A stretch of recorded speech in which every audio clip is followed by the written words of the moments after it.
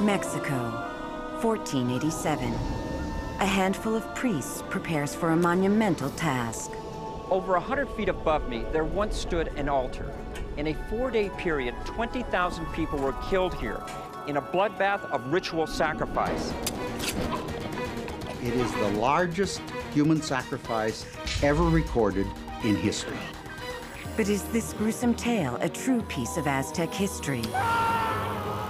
I think it's highly likely that the heart would have still been beating when it was removed from the chest. Or is it Spanish propaganda? I think that number is completely exaggerated. Now, we travel to the heart of a lost empire.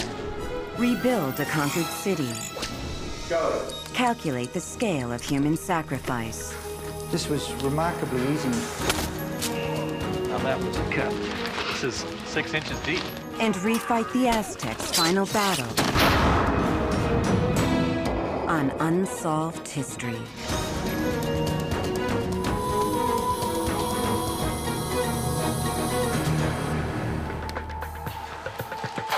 In an operating room in Australia, preparations are underway for a surgery that could change history. This would have collapsed both lungs. Dr. Brendan Coventry has performed thousands of surgeries, but this is no ordinary procedure. Today, he's trading steel scalpel for rough-hewn flint knife and is about to open up a mystery that traces back 500 years to the other side of the world. Mexico City. This is the Zócalo Square. The Central Cathedral and the Presidential Palace make this the heart of a vast city of 20 million people. But hidden beneath these cobblestone streets is a lost civilization. 500 years ago, this was the heart of another city, Tenochtitlan, the capital of the great Aztec Empire. At the time the Spaniards arrived in 1519, the Aztec Empire was the largest and most powerful empire that Mesoamerica had ever known. At its peak, their empire stretched from the Gulf of Mexico to the Pacific. Historians estimate that the Aztecs dominated almost 10 million subjects. They built a capital, Tenochtitlan, in the center of a lake. And at its center was an imposing structure, 12 stories high, El Templo Mayor. The Aztec Great Temple was the place where official religion was put on display, as it was not possible to put on any place else in the whole empire. The Aztecs were deeply religious, but their religion demanded a hefty price. It was a price of human blood and human hearts. Their priests performed human sacrifice at the Templo Mayor so often that its steps were permanently stained with blood. Blood was sacred. Blood was the most precious thing that you had to give. And that's why it was so often given to the gods. Sacrifice was necessary in the Aztec view in order to keep the sun rising every day, setting every evening, and coming up again the next day. In other words, it was necessary to sustain life here on Earth. When Spanish explorer Hernán Cortés arrived in 1519, he and his entourage of Catholic priests were outraged to discover the true purpose of the Templo Mayor. Most shocking of all were the accounts they heard of the sacrificial ritual of 1487, one of unthinkable proportions. In a 4-day period, records tell as many as 20,000 men were brought to the city, laid across the altar, and had their beating hearts ripped out. The 1487 event is fascinating because it is the largest human sacrifice ever recorded in history. Did this bloody ritual really take place? Or did the Spanish exaggerate the scale of the event to demonize the Aztecs and justify the annihilation of their empire? I think that number is completely exaggerated. I cannot know how many people were killed, maybe more than 1,000, maybe 2,000. Now, Unsolved History is about to bring the ruins of the Aztecs back to life. We'll search for the truth about the mass sacrifice of 1487 and we'll investigate the historic clash of cultures that occurred in its shadow. How did a band of Spanish brigands bring down an army 100 times its size? Did the Aztecs' brutal ritual cause their own demise? By combining anthropology with 21st century technology, Unsolved History's team of experts will take us back 500 years to reveal the truth about these events. Anthropologists Francis Burdan and Barry Isaac. Weapons experts Ross Hassig and Jack Schultz. Artificial torso designers Wesley Fisk and Chris Lee. Surgeon Dr. Brendan Coventry. To understand what happened here, we have to understand how the Aztecs lived. An important link to that is Hernán Cortés and his army of 300 Spanish conquistadors. They had come to Mexico seeking their fortune. After a 7-month trek, they reached a lakeshore, where they faced a remarkable sight. The Aztec capital, Tenochtitlan. The best descriptions we get are from his soldiers. They were so awestruck that they thought they were in a dream.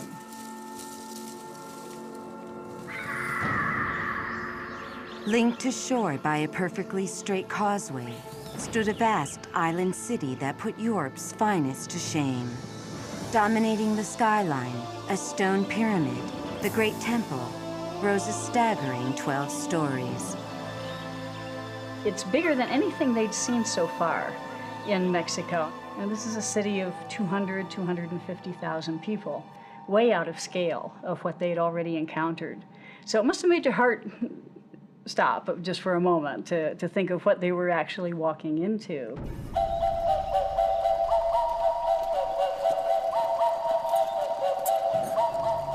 Not far from the city, they met Montezuma, king of the Aztecs.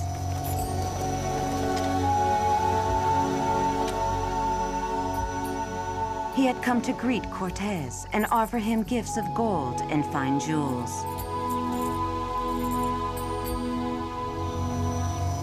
Cortés tries to embrace Montezuma, and all of Montezuma's high nobles, his aides, push Cortés back. This is inappropriate. This is not right. You can't do this. He's the most powerful man in their known world. Both men represented powerful nations. Spain dominated Europe, and the Aztecs dominated central Mexico. It was inevitable that the two armies would clash. What is astounding is that the Spanish somehow won. That war all but wiped out Aztec civilization. Apart from these ruins, archaeologist Eduardo Matos has guided the dig at the Templo Mayor site since it was discovered in 1978. We could see how many levels or sections had been constructed. We found the places where the offerings were located, and something very important. We understood the real symbolism of the Templo Mayor. The Templo Mayor was the central focus of Aztec religion. What was disturbing was the vast number of sacrificial human remains. Matos is sensitive to what he feels is a macabre fascination with this side of Aztec culture. We should clarify that human sacrifice existed in many previous societies. It existed during the Romans, and these sacrifices were practiced according to a religious belief in obtaining life on earth. What's more important, according to Matos, is to appreciate the technological prowess of a culture that built such a magnificent temple complex. Carlos, how extensive is this ruin up front of us here? Well, this building was a very extensive one. It was called the House of the Eagles. But here we are looking at 30 meters, 35 meters width, and continues beneath this building from the colonial period. And we go see that? Yes, of course. Just across the street from Templo Mayor, historian Daniel Martinez and archaeologist Carlos Gonzalez visit a newly discovered underground ruin. Is this been restored, or is this the way it originally was? Well, it has a work of restoration, but not reconstruction. Okay. I mean, what you are looking is just the building as it was found. With no architectural drawings handed down from the Aztecs, archaeologists have struggled to envision the true splendor of Tenochtitlan.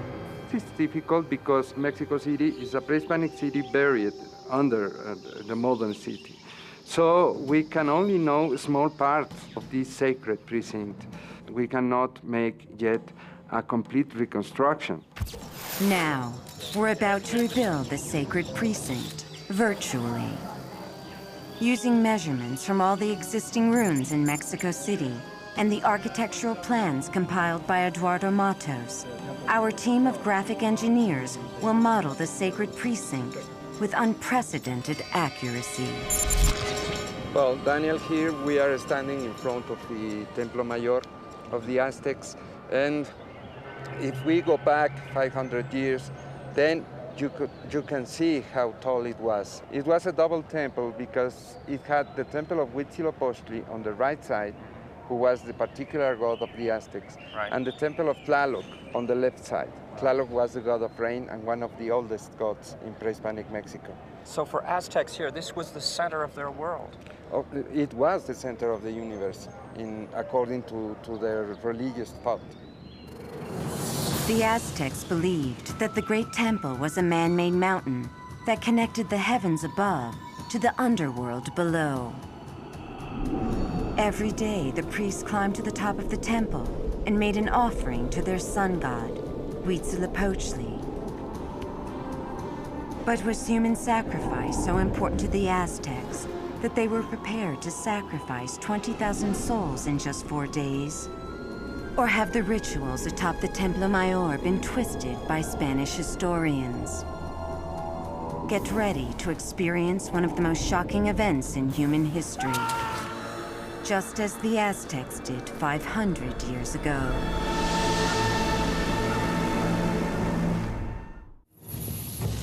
In 1519, Hernán Cortés achieved the unthinkable. He'd crossed 250 miles of hostile Indian territory and was the first European explorer to walk into the Aztec city of Tenochtitlan. But as he entered the sacred precinct, he found something utterly shocking: human blood and body parts strewn everywhere. This was the most frightful thing they'd ever seen. Of course, they're in a strange land. There are very few of them. They were, of course, terrified. Amazingly, within 1 week, Cortés executed a bloodless coup and took Montezuma prisoner. Eventually, after only a 22-month war, the Spanish defeated the Aztecs and transformed their religion to Christianity. They built their own capital city, Mexico City, right on top of the ancient Tenochtitlan. They took the stones, basically, they raised the major buildings and used those stones for their own colonial buildings. The Spanish not only destroyed Tenochtitlan, they burned many of the Aztec historical drawings, known as codices, to discover the truth about the Aztecs and to discover the true scale of the sacrifice that took place at Templo Mayor. Anthropologists must now turn to second-hand accounts written after the Spanish conquest. There's a codex called the Codex Telleriano-Rimensis. It shows an image of that particular event, and it indicates 20,000 with glyphs. And these two little bags here indicate 8,000 apiece, the number 8,000. And these little tree-like affairs, they're actually hairs, they each indicate 400. So there are 10 of those, so that's 8,000, 8,000, and 4,000, that's 20,000 people. Is this number correct? And if so, where could the Aztecs have procured 20,000 sacrificial victims? The answer to that tells us something important about the workings of the Aztec Empire. captured enemy soldiers provided an easy supply of expendable souls.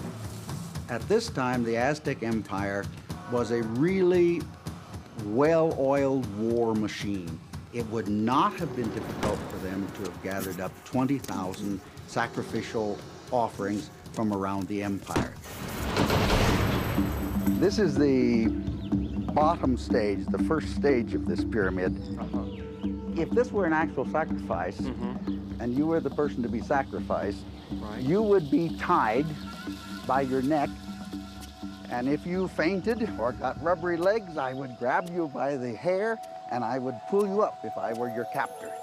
At this point, 4 priests grab you and lay you across the sacrificial stone that way. And one up with each arm, one with each leg. A 5th priest would put a wooden yoke, they call it, over your neck and would stretch you taut to make your chest taut on this sacrificial stone. And then a priest with one swoop opens your chest with a flint knife and sever the arteries of the heart, and then he would hold up the still beating heart. He would offer it first to the god Huitzilopochtli, then he would turn and show it to each of the other 3 cardinal directions in turn, and then finally he would place the still beating heart in this receptacle. And at that point, the 4 priests who were holding your arms and legs would tumble your body down the steps, clear to the bottom. But why 20,000 victims? What religious value could such a high number of sacrifices hold for the gods? Barry feels that the 1487 offering was not just a religious event. This 1487 sacrifice had a political component as well as a religious component. Its aim, in a political sense, was one of shock and awe, because they invited foreign dignitaries, they invited the rulers of enemy states to come in and witness this event, which was the most spectacular sacrificial event that the Aztecs had ever put on.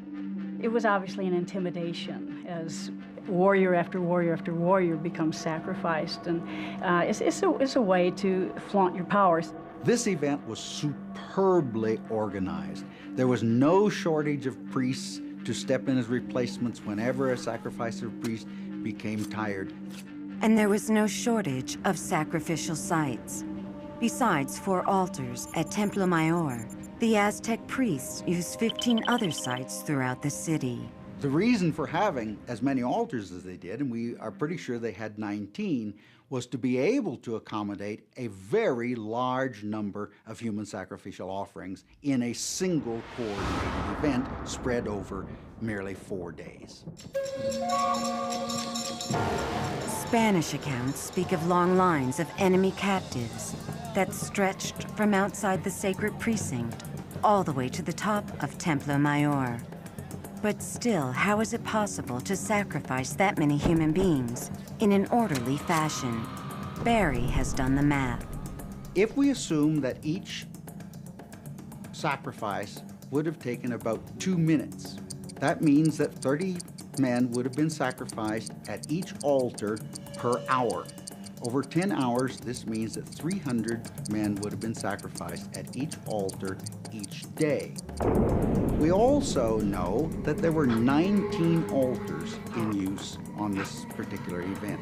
This gives us, if you multiply 1,200 by 19, you get 22,800. This is what makes the 20,000 figure believable. But would 2 minutes be enough time for the priests to complete their ritual and cut out their victim's heart? If you're thinking, say, 1 sacrifice every 2 minutes, I'd say that'd be much too fast. Once every 5 minutes, that's still fast. The 2-minute interval is an assumption on my part. It would have to be tested by other means to see if that is a reasonable estimate of the amount of time. Is Barry's theory possible? Could the Aztec priests have performed such an astonishing task? This unorthodox surgery is about to give us the answer. How many people were sacrificed during the 4-day offering of 1487? To discover how this cold-blooded act went down, we first have to find out exactly how fast an Aztec priest could remove a human heart.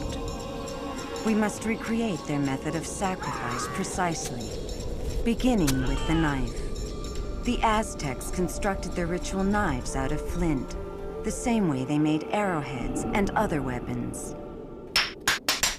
This is a sandstone hammer, and this will be used for percussion flaking in order to remove some really massive flakes. The idea is to begin removing flakes around the perimeter of this piece. Starting with a large stone, professional flint knapper Jim Wynn will replicate the same Stone Age methods the Aztec artisans used. And when you hear that crack, that's a good sound. The process takes about 2 hours, and the result, quite effective. The edges of that blade can be far sharper than even surgical steel, and they have used them in modern operations. They're so sharp that they do less damage to the tissue. This is the finished point, and we've got an Aztec sacrificial knife here. This should do the job. But putting this Aztec-era knife to the use it was designed for is another matter. Human torsos are no longer available for sacrifice, so Unsolved History traveled to Adelaide, Australia, to get the help of an unusual organization. This is Anatomical Surrogate Technologies, a company that builds perfect replicas of the human body, so the military can study the damage caused by landmines.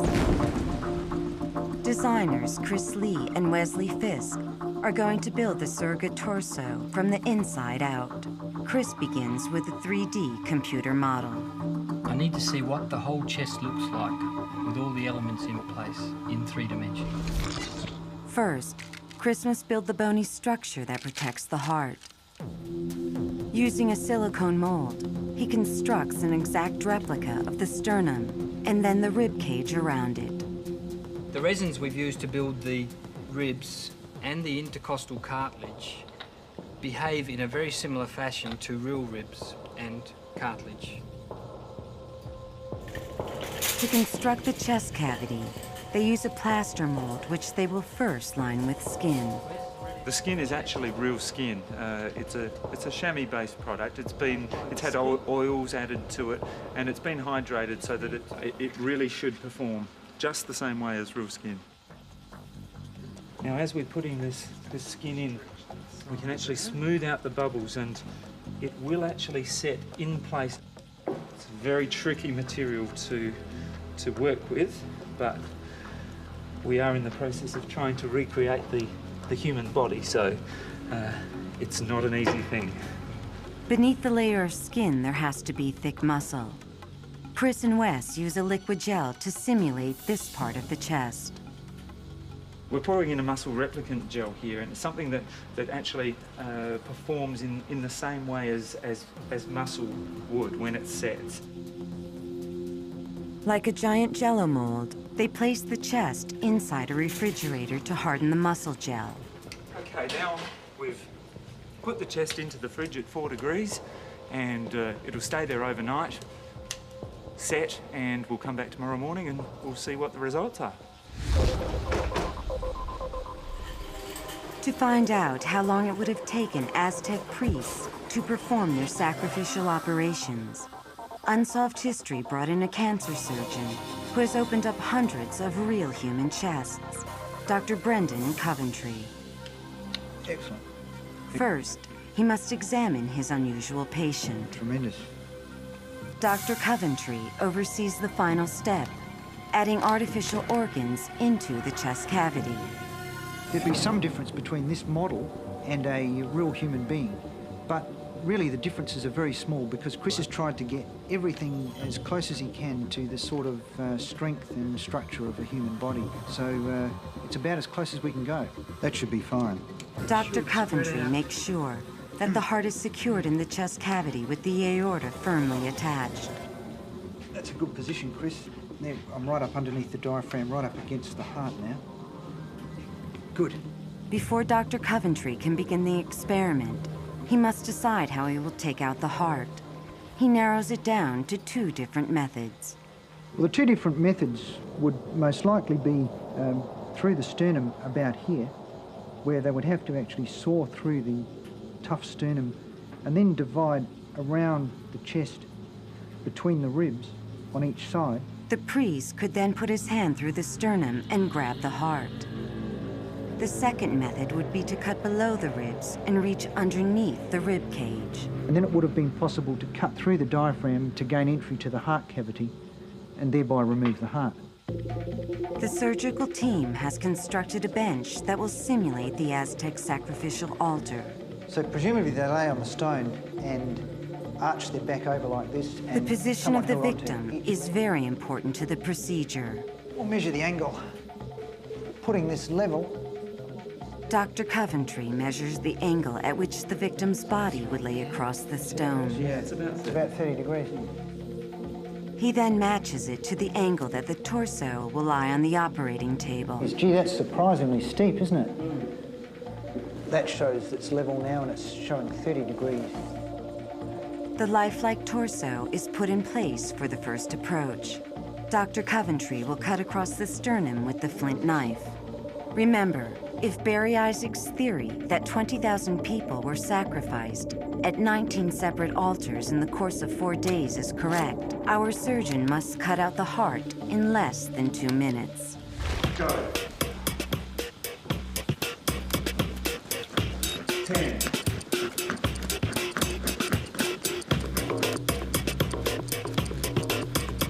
30.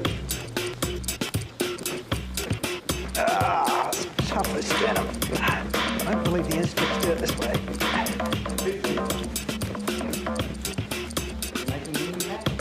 A little bit. Glad modern surgery is not like this. After 5 minutes, Dr. Coventry is forced to admit defeat. I think if the Aztecs did it this way, they had another tool. They didn't use this tool to get through the sternum. If the Aztecs really did perform the heart extraction in 2 minutes, this was not the way they did it.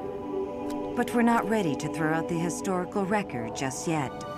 Dr. Coventry has one more chance to prove Barry's theory. I don't think the Aztecs did it this way.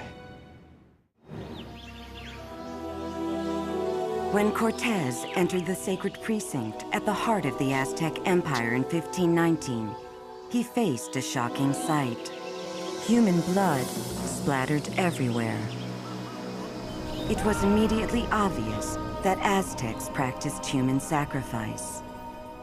But the scale of that practice has remained one of history's great mysteries. Spanish clergy later recorded an account of a mass sacrificial ritual where upwards of 20,000 enemy warriors were put to death.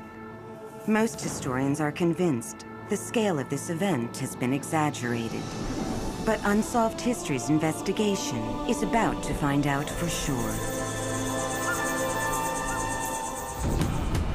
To kill 20,000 people in 4 days, anthropologist Barry Isaac has calculated one ritual heart extraction had to be performed every 2 minutes.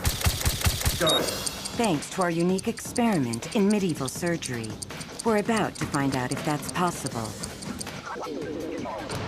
5 minutes. Having failed to cut through the sternum and extract the heart, Dr. Brendan Coventry brings out his second artificial patient and tries another approach.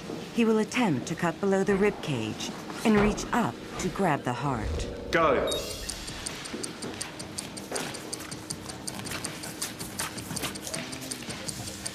10.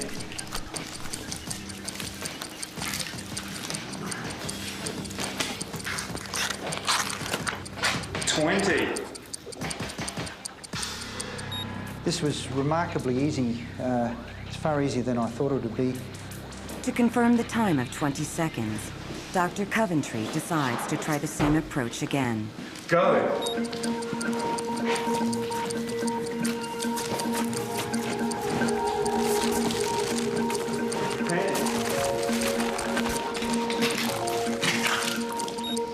17. Faster. I think it's quite feasible that the Aztecs were able to do this within a 2-minute period. They could put them across the altar, and hold them down, carry out the whole procedure, and I think it's highly likely that the heart would have still been beating when it was removed from the chest. Unsolved history has shown that 20,000 men could have been sacrificed in 4 days. That would leave another minute and a half for the various rituals that would have accompanied the 22nd heart extraction. The heart had to then be offered to the god and to the other cardinal directions, and then placed in a repository, and then the body tumbled down the steps of the pyramid, and the sacrificer would then be ready for the next person. That would have required a very steady pace of human sacrifices. But the sheer scale of this event begs another question. Why would these enemy soldiers calmly stand in line, waiting for such a horrific death? Why wouldn't they put up a fight? Every soldier who went to war knew what his fate would be if he were captured, that his fate would be sacrifice. And every soldier also knew he would have an afterlife that was much more glorious as a sacrificial offering than he would ever have if he just died of natural causes. All of the Indians believed that sacrifice was for the common good. Their blood would give the sun god strength to fight off the forces of night. So human blood was the most precious thing they could give Huitzilopochtli, the sun, to make sure that, in fact, night would not be something that would encompass them forever. They also believed in a glorious afterlife. Soldiers who died at the sacrificial altar became celestial hummingbirds. They could come back and forth between the sky and the earth and suck the sweet nectar of flowers for an eternity. While 20,000 is a shocking number of victims, Aztec historians point out it must be viewed in the context of modern warfare. I think the Aztecs acted from their religious beliefs. In contrast, today, for example, Hiroshima, Nagasaki, well, they are actions that in a matter of a few seconds we have wiped out with the use of modern technology thousands upon thousands of people. As a devout Catholic, Cortez must have been appalled by the pagan rituals he witnessed at Templo Mayor. Surely the Aztec priests would someday have to answer to his god. But at the time, the Aztecs were the most powerful empire in central Mexico.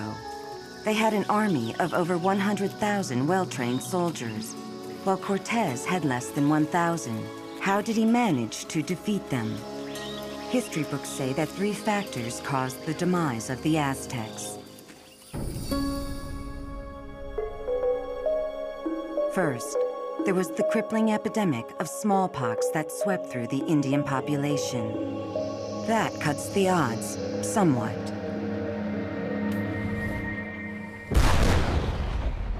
Weaponry is often brought as a factor in the conquest. The Spaniards had steel weapons, they had firearms, they had cannons. Were these 2 remaining advantages, gunpowder and steel, really powerful enough to overcome the still overwhelming odds? Is the conventional history of the war between the Aztecs and the Spaniards correct? Unsolved History decided to put conventional history to the test with the help of weapons experts Ross Hassig, Jack Schultz, and Gary James. This is a good proper 1500 period gun. It's what's called a matchlock. And the ignition is actually by this burning cord. The Aztecs designed their shields to stop darts and arrows, not Spanish bullets. It went all the way through. There's a real psychological effect to these things. You have this tremendous noise and fire. Oh, man. There's this big flash of light that goes up in your face.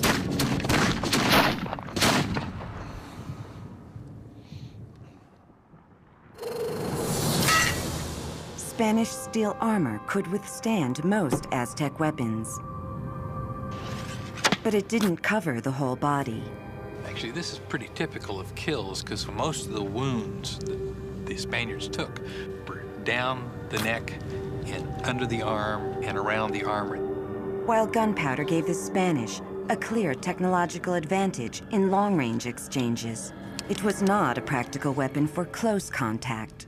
The problem is how slow it was to load and reload, and having to then protect your marksmen before they were taken out by other weaponry from the native peoples.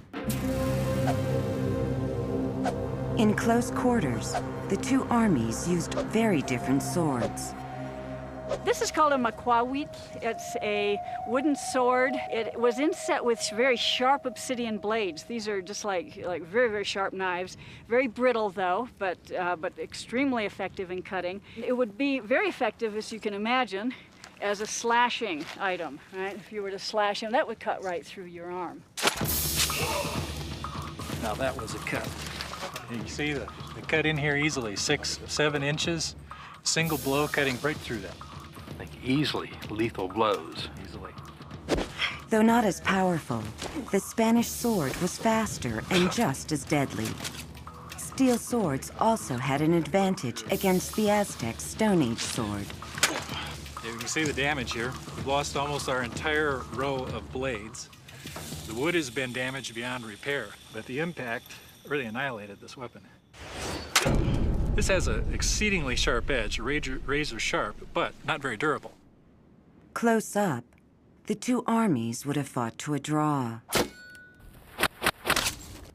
And at longer range, gunfire was not enough to ensure Spanish victory, because the Indians had a deadly countermeasure. The sling. Clearly lethal if you're unarmored.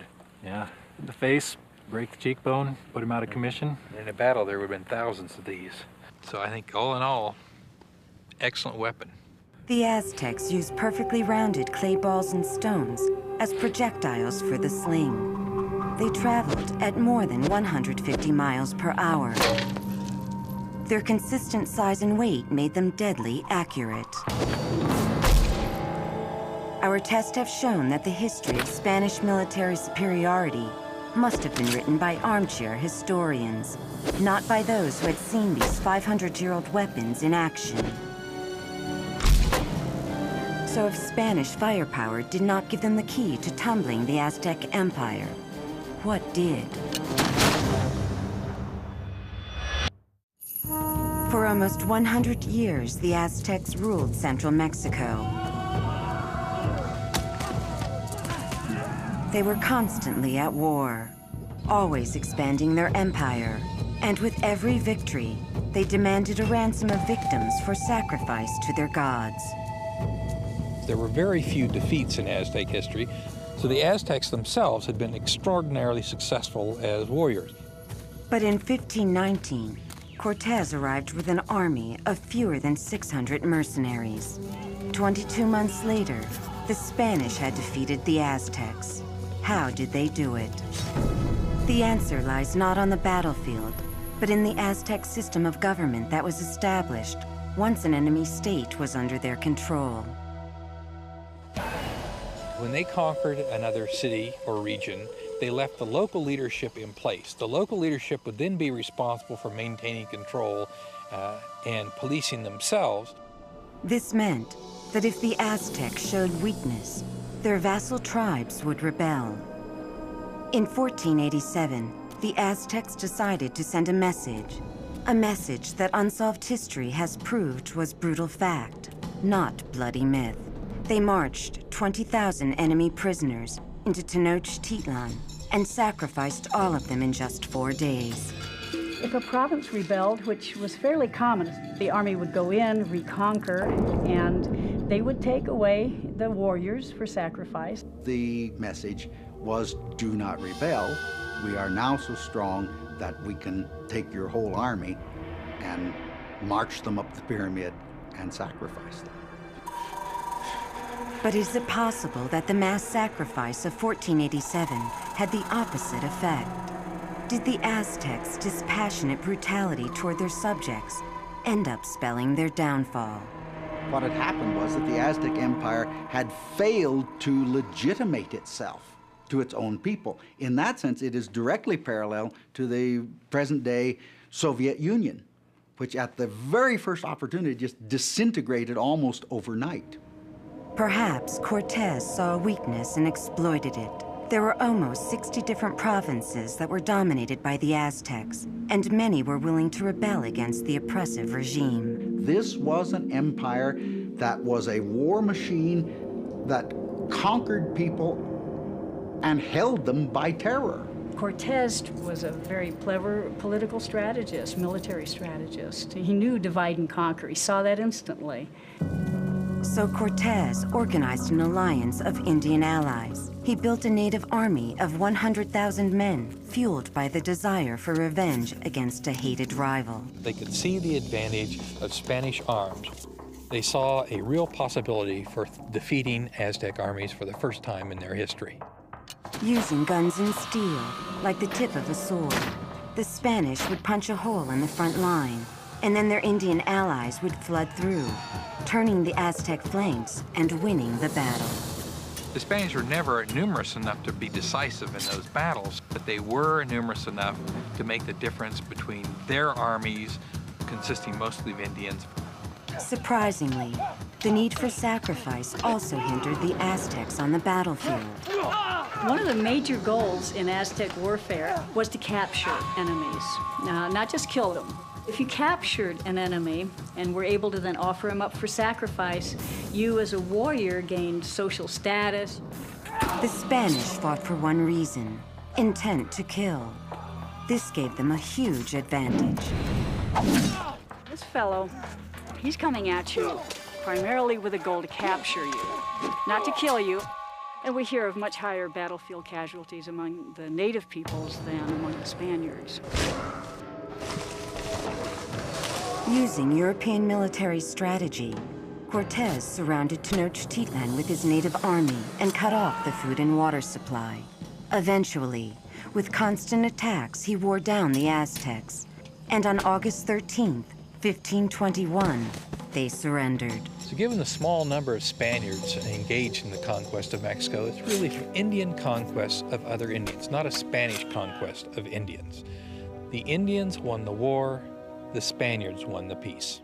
Ironically, the Aztecs were doomed not because of gunpowder, not because of steel swords, nor even because of the Spaniards' biological weapon, smallpox.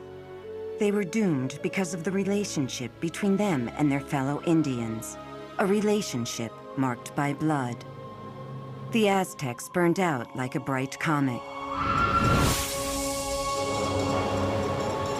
They were a culture so immersed in death that they even predicted their own Armageddon. Archaeologists discovered that at the center of their calendar stone was Tonatiuh, their fifth and last sun god. At the time the Spanish arrived, the Aztecs believed they were living in their final age, and their demise would happen violently.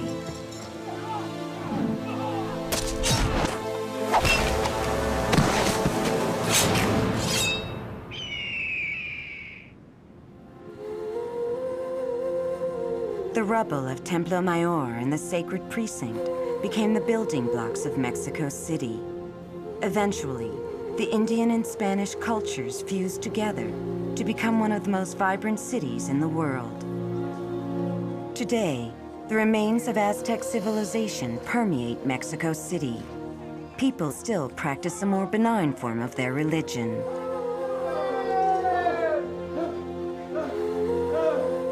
The Aztec temples have crumbled, but their legacy will never be forgotten.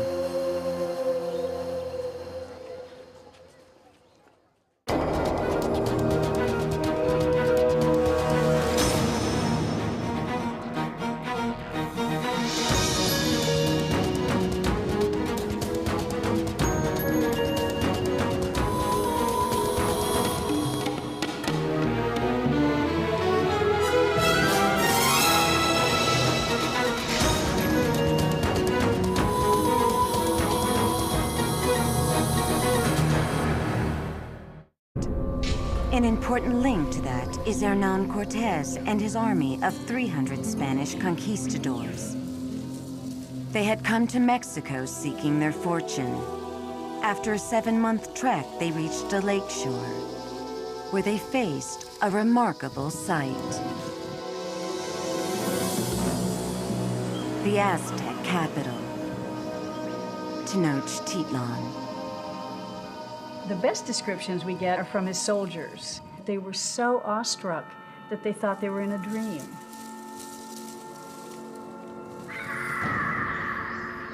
Linked to shore by a perfectly straight causeway, stood a vast island city that put Europe's finest to shame. Dominating the skyline, a stone pyramid, the Great Temple, rose a staggering 12 stories. It's bigger than anything they'd seen so far in Mexico. And this is a city of 250,000 people, way out of scale of what they'd already encountered. So it must have made your heart stop just for a moment to think of what they were actually walking into.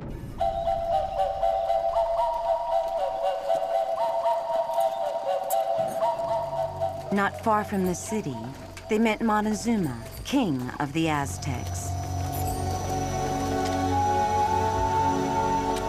But this is no ordinary procedure. Today, he's trading steel scalpel for rough-hewn flint knife, and is about to open up a mystery that traces back 500 years to the other side of the world. Mexico City. This is the Zócalo Square. The Central Cathedral and the Presidential Palace make this the heart of a vast city of 20 million people. But hidden beneath these cobblestone streets is a lost civilization. 500 years ago, this was the heart of another city, Tenochtitlan, the capital of the great Aztec Empire. At the time the Spaniards arrived in 1519, the Aztec Empire was the largest and most powerful empire that Mesoamerica had ever known. At its peak, their empire stretched from the Gulf of Mexico to the Pacific. Historians estimate that the Aztecs dominated almost 10 million subjects. They built a capital, Tenochtitlan, in the center of a lake. And at its center was an imposing structure, 12 stories high, El Templo Mayor. The Aztec Great Temple was the place where official religion was put on display, as it was not possible to put on any place else in the whole empire. The Aztecs were and justify the annihilation of their empire. I think that number is completely exaggerated. I cannot know how many people were killed, maybe more than 1,000, maybe 2,000. Now, Unsolved History is about to bring the ruins of the Aztecs back to life. We'll search for the truth about the mass sacrifice of 1487, and we'll investigate the historic clash of cultures that occurred in its shadow. How did a band of Spanish brigands bring down an army 100 times its size? Did the Aztecs' brutal ritual cause their own demise? By combining anthropology with 21st century technology, Unsolved History's team of experts will take us back 500 years to reveal the truth about these events. Anthropologists Francis Berdan and Barry Isaac. Weapons experts Ross Hassig and Jack Schultz. Artificial torso designers Wesley Fisk and Chris Lee. Surgeon Dr. Brendan Coventry. To understand what happened here, we have to understand how the Aztecs lived. They were deeply religious, but their religion demanded a hefty price. It was a price of human blood and human hearts. Their priests perform human sacrifice at the Templo Mayor so often that its steps were permanently stained with blood. Blood was sacred. Blood was the most precious thing that you had to give. and that's why it was so often given to the gods. Sacrifice was necessary in the Aztec view in order to keep the sun rising every day, setting every evening, and coming up again the next day. In other words, it was necessary to sustain life here on Earth. When Spanish explorer Hernán Cortés arrived in 1519, he and his entourage of Catholic priests were outraged to discover the true purpose of the Templo Mayor. Most shocking of all were the accounts they heard of the sacrificial ritual of 1487, one of unthinkable proportions.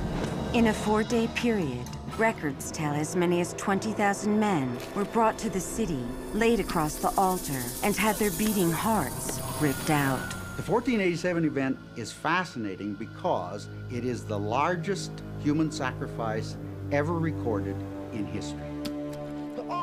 Did this bloody ritual really take place? Or did the Spanish exaggerate the scale of the event to demonize the Aztecs? Mexico, 1487. A handful of priests prepares for a monumental task. Over 100 feet above me, there once stood an altar. In a 4-day period, 20,000 people were killed here in a bloodbath of ritual sacrifice. It is the largest human sacrifice ever recorded in history. But is this gruesome tale a true piece of Aztec history? I think it's highly likely that the heart would have still been beating when it was removed from the chest. Or is it Spanish propaganda? I think that number is completely exaggerated. Now, we travel to the heart of a lost empire. Rebuild a conquered city. Go. Calculate the scale of human sacrifice. This was remarkably easy. Now that was a cut. This is 6 inches deep. And refight the Aztecs' final battle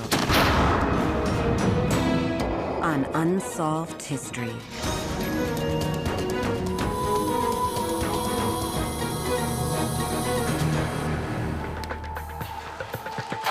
In an operating room in Australia, preparations are underway for a surgery that could change history.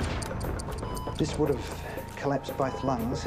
Dr. Brendan Coventry has performed thousands of surgeries.